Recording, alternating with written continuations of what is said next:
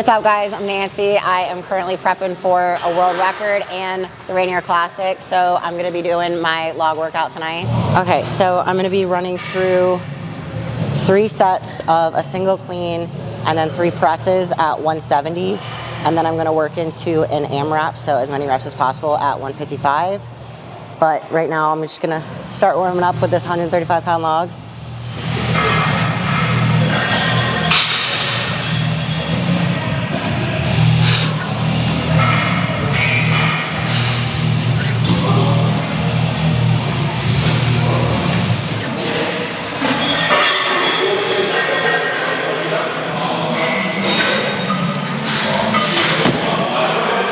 I'm headed to Ireland at the end of April to attempt the U73 kilogram world record for an Atlas stone load, but I'm also attempting the U82 kilogram world record for an Atlas stone. And then 2 weeks after, I'm doing a full competition called the Rainier Classic, which is out in Washington State, and that's going to have a full log ladder. There'll be 3 different logs set up and increasing weight. I can't remember the exact weights, but I know the third one is 230. So you have to hit each log to move on to the next one. So my biggest thing when I'm doing log is thinking about 2 breaths. I need to have a good breath when I pick it and lap it. And then I exhale and inhale again before I roll it up my body. But when I'm rolling it up my body, I'm making sure my elbows shoot through my body so that I have a sturdy wrap position at the top. And then I can dip and shoot it through. And when I say shoot it through, I'm shooting the log straight up, but I'm shooting my head directly forward because I need to be able to make eye contact with the judge or I'm not going to get a down command.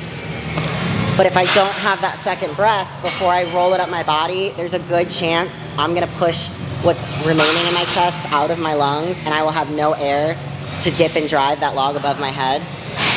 I just came back from a pretty interesting injury at the end of 22, and this is one of the events that's been the hardest for me to mentally get back into the mindset with.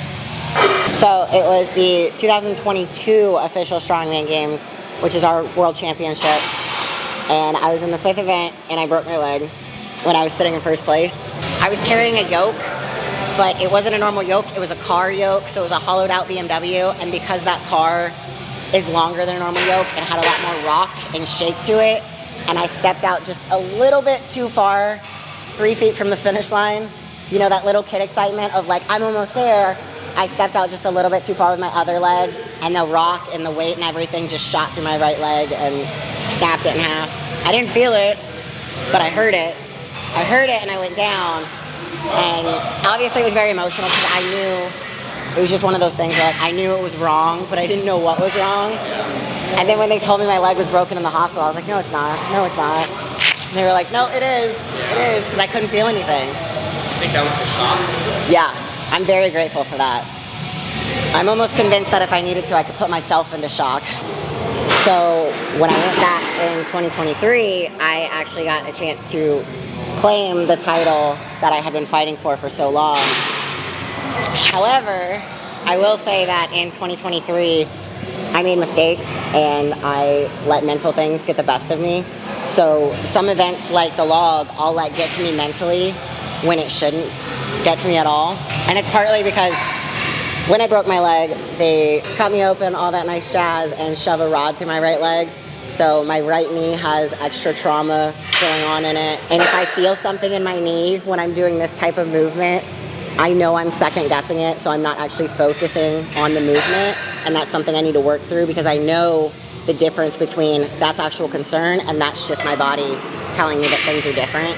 So it happened November of 22, and then the beginning of 2023 was just like a really emotional time for me to like work through it, learn how to walk again, learn how to do all that stuff again. But now that I'm so far past it, it doesn't feel like it was real. Like I'm just like, oh, my leg's fine, until I'm doing a movement where my body's second guessing it and I'm like, oh, okay, there's still some mental barriers. And my coach has actually said that that's my biggest flaw as an athlete is my mind. Like if I let it get to me, then he's like, I can't save you sometimes from your own mind. Since before the injury versus after the injury, is your training any different now? I mean, yes, in some aspects, but it's also gotten better. Like my deadlift has never been so strong. My squat positioning is still a little weird because I cater to one hip, so we're working through that. So I have like technique breakdowns, but I'm definitely more intentional about recovery and the mobility. Like I've always cared about stretching and mobility and being that well-rounded athlete, but now that I've been injured to a point where it really pulled me out of the sport for a year, I try to do as much preventative stuff as possible.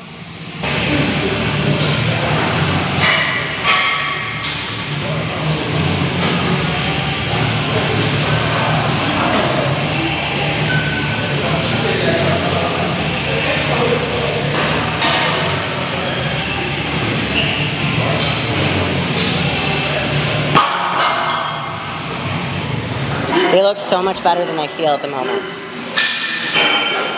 So that's good.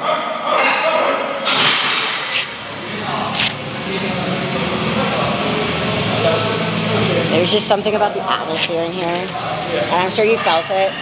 The atmosphere in here sometimes, like, so energetic. And that's why I'm so excited that he's bringing some strongman stuff in here.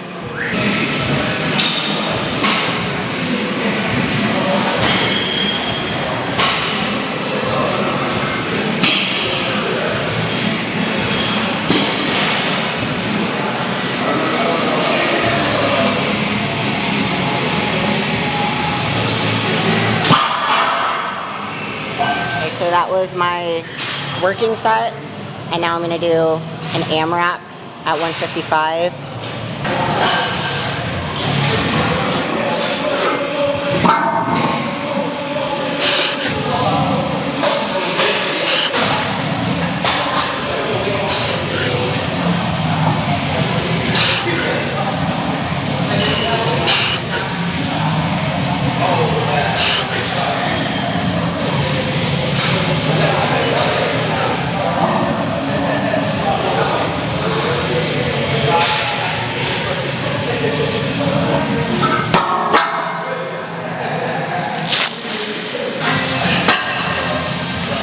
So I'm just doing some volume strict press right now out of a rack.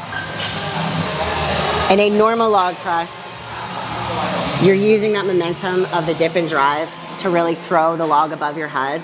But when we're talking about like a PR or you're just having an off day, having that volume and all that good build in your biceps really helps you grind through. Because for the most part, you're not trying to use all of your arms to throw the weight above your head, but you do still need your arms as a backup, if that makes sense. Don't put that in there, that makes me sound silly.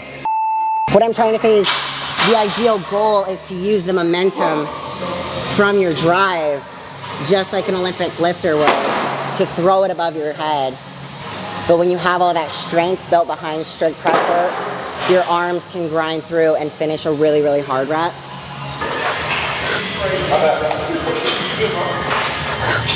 Hey man, you got a strength here.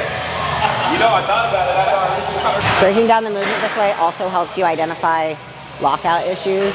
So if I'm shaking under a strict press, that might mean that I'm not actually engaging my glutes in a normal log press lockout.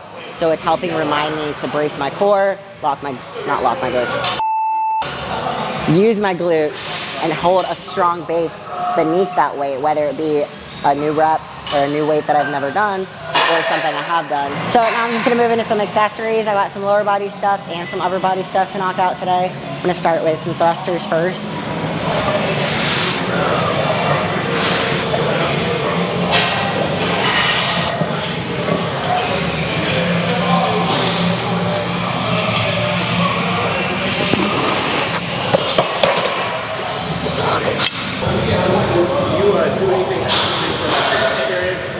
For my rest periods? Yeah, between sets.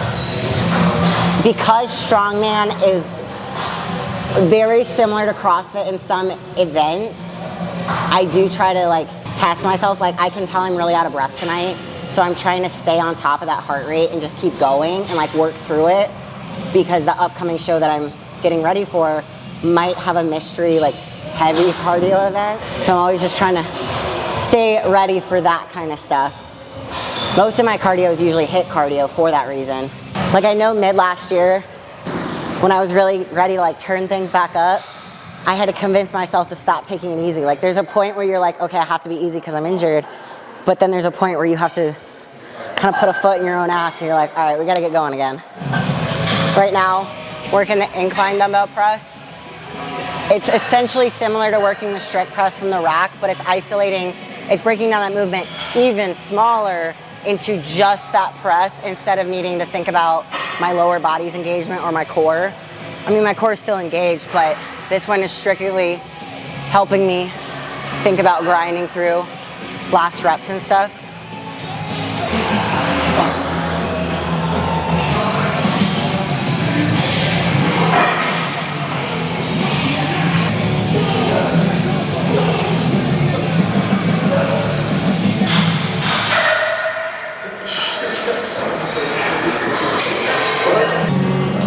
I'm gonna move over here and do some upright rows and some triceps.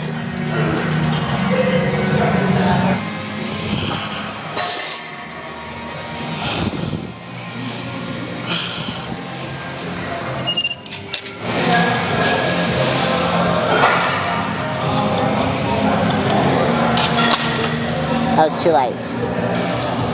The show that I'm prepping for has a log ladder and it has a max barbell clean and press, which is really odd for strongman. We usually operate with axle bars, which are the fat ones.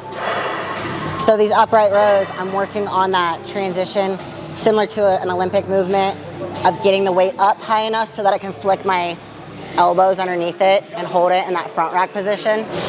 And then triceps. Everybody wants good triceps. So I was an avid runner. I did all the different sports in high school. They never really meshed with me. I started running when I was in the military, but my first deployment put me in a spot where I had nowhere to run. And I started powerlifting. And I kept powerlifting for about 2 years, but while I was in the military, I met my coach that I'm still working with. He brought me out to his house. I played with the strongman equipment just once, and that's where I realized that this misfit sport was really for me.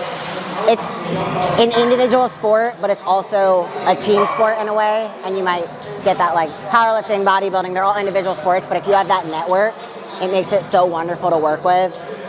And every prep for a strongman show is different. No two shows are the same.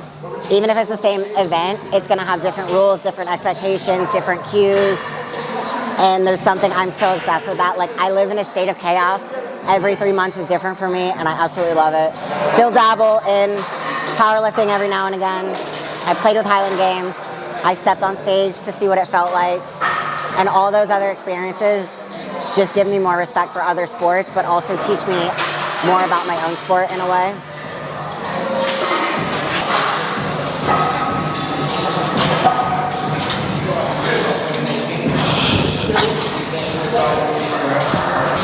There might also be a connection between military and strongman because they're both like bastard entities, and a lot of military people I know are actually in strongman or powerlifting or bodybuilding, you know. All these individual sports where you're really forced to like discipline yourself, commit to your own drive, a little touch of the tism.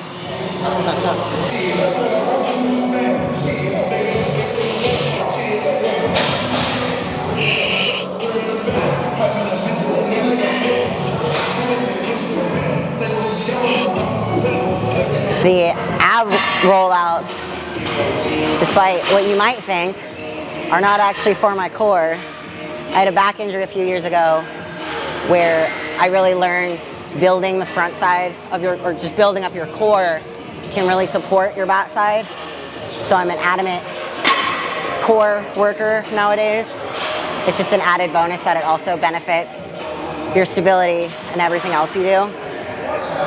But for the most part, if you have solid form on your big movements, you are doing core work consistently because you're bracing. Because your adductors and abductors, I feel, have a role in a lot of things. They play a role in squats, deadlifts. I think they play a role in moving events, and that might just be the pick, using like your lower back and that sturdy base. Oh, and hip health. They're great for hips.